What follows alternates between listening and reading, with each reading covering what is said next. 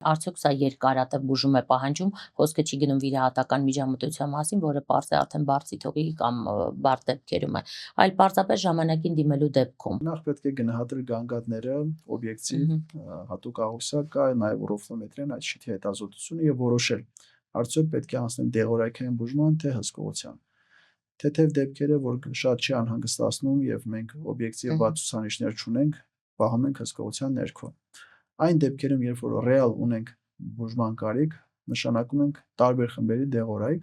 որոնք, ինչպես նշեցի, կարող են լայնացնել շագանակագեղձային հատվածը, մկանները թուլացնել, որպեսզի ավելի ազատ միզարձակություն ապահովենք։ Այս դեղորայքը չի խմբում, չի օգտագործվում ինչ-որ մի ժամանակ։ Եթե օգնում է, ապա նա օգտագործում են այնքան ժամանակ, մինչև արդեն սկսում է չօգնել կամ այսինքն քրոնիկ